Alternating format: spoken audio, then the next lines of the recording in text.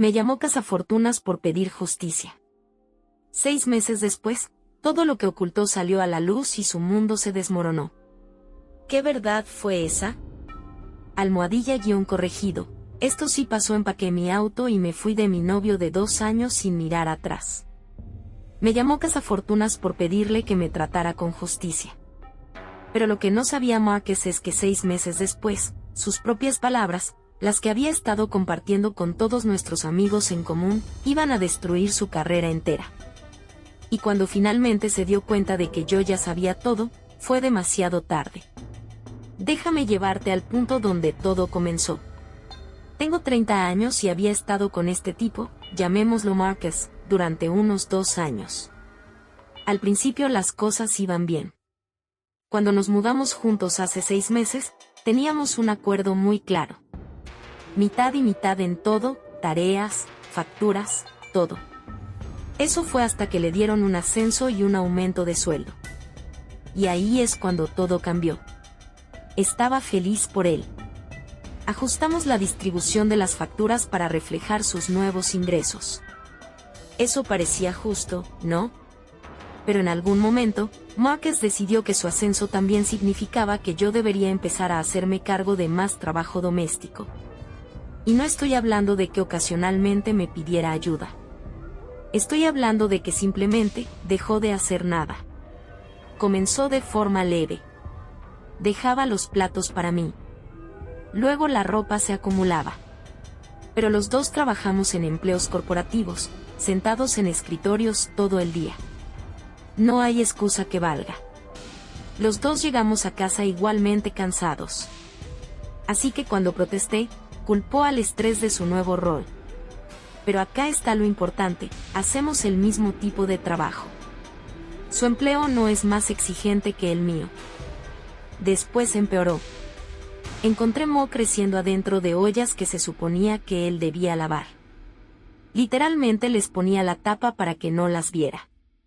¿Se lo pueden imaginar? Tuve que tomarme un día libre del trabajo solo para ponerme al día con la limpieza que había dejado acumular. Pero el punto de quiebre real llegó cuando volvió a casa sin las compras del supermercado. Era su semana para hacerlas. Teníamos un arreglo, si alguno de nosotros estaba muy cansado, le avisaba al otro. Ni siquiera me avisó. Simplemente llegó con las manos vacías. Me senté con él y le dije que necesitábamos hablar sobre esto. Le propuse que contratáramos a alguien que limpiara. Que pidiéramos las compras por delivery. Cualquier solución que no fuera yo volviéndome invisible dentro de mi propia casa. ¿Y saben qué me respondió? Que no quería un extraño en nuestro departamento. Que pedir delivery era irresponsable con el dinero. Que una mujer de verdad estaría feliz de cuidar la casa.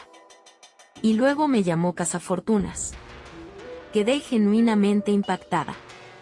No estaba pidiendo bolsos de diseñador ni vacaciones caras.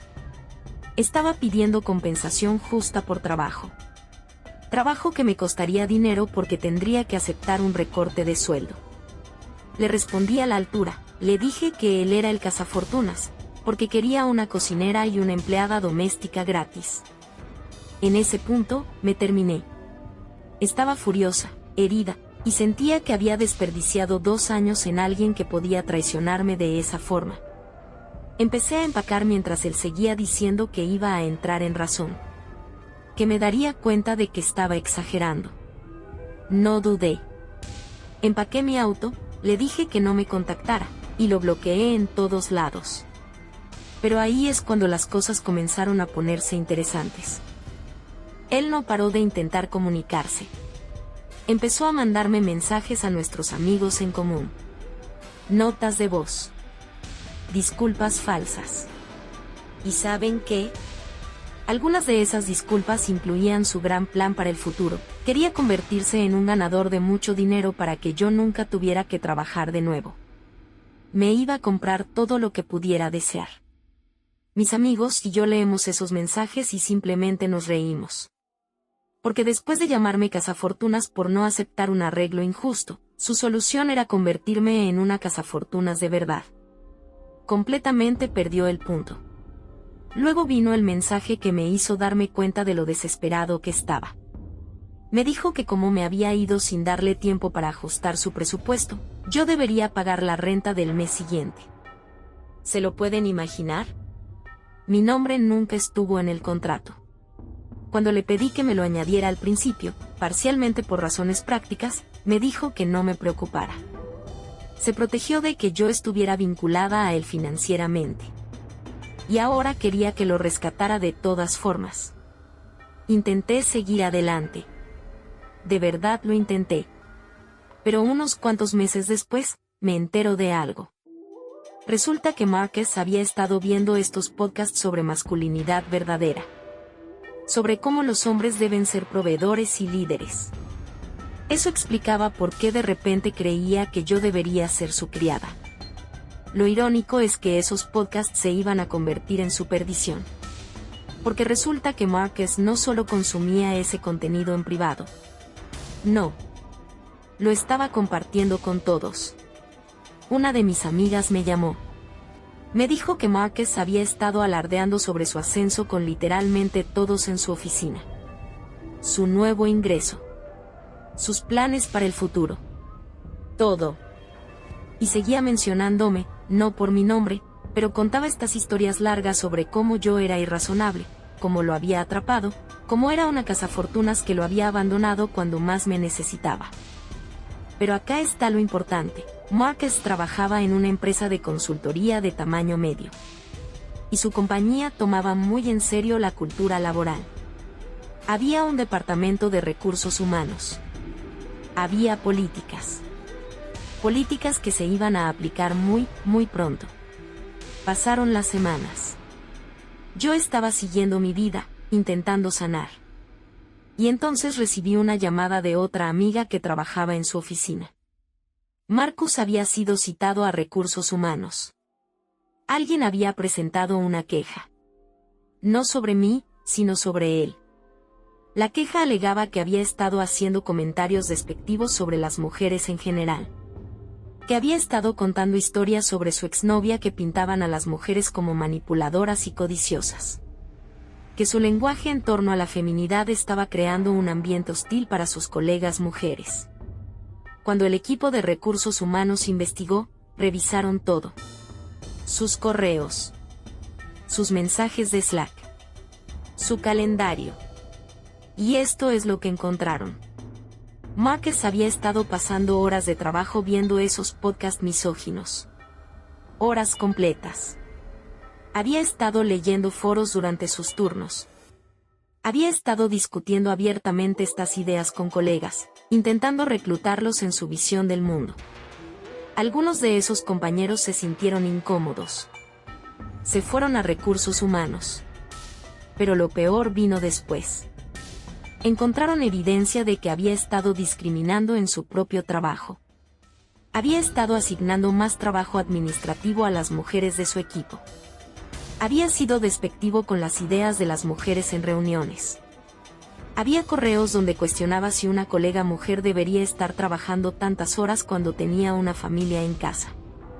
Era absolutamente condenable. ¿Y recuerdan su ascenso? ¿El que inició todo esto? Su compañía decidió someterlo a revisión. No podían despedirlo directamente, el comportamiento discriminatorio estaba esparcido en conversaciones, correos, interacciones, pero lo que sí podían hacer, y lo hicieron, fue degradarlo. Lo degradaron a su posición original. Su ascenso fue retirado. Su salario volvió a bajar. Completamente. Y lo pusieron en un plan de mejora del desempeño con capacitación obligatoria sobre conducta laboral y sesgo. Pero eso ni siquiera fue lo peor para él. Sus colegas se enteraron. Porque en una investigación laboral, estas cosas se filtran.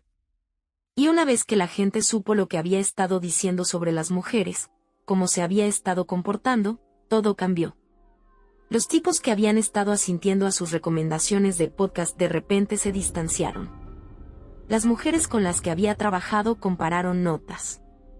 Se dieron cuenta de que el patrón de comportamiento era real. No era una queja aislada. Era sistemático. se convirtió en un problema en esa oficina. En 2 meses, Marcus pidió una transferencia a otro departamento. Nadie quería trabajar con él. En 4 meses, estaba buscando otro trabajo. Y acá está lo importante, yo no hice nada de eso. No presenté la queja. No le dije a nadie en su compañía. No orquesté nada. Simplemente me fui. Simplemente me saqué de una situación donde estaba siendo tratada injustamente. Y sus propias palabras, su propia ideología, su propio comportamiento, eso fue lo que lo derrumbó. Recibí un mensaje suyo semanas después de que todo se destrozara. Quería disculparse. Quería explicar que había sido influenciado por contenido tóxico y que había aprendido su lección. Quería saber si había alguna posibilidad de que trabajáramos las cosas. No respondí. No necesitaba hacerlo. Porque ya había recibido su respuesta cuando su vida profesional entera comenzó a desmoronarse. Eso es lo que pasa cuando tratas a alguien injustamente y luego intentas manipularlo sobre ello. Eso es lo que pasa cuando construyes tu visión del mundo sobre el desprecio de la mitad de la población. Te alcanza. Yo seguí adelante. Él aprendió que llamar a alguien cazafortunas no funciona cuando todos a tu alrededor pueden ver que eres tú quien quería algo sin pagar nada. Y a veces, la mejor venganza no es algo que activamente hagas, es simplemente negarte a ser cómplice de tu propia explotación y dejar que la verdad hable por sí sola.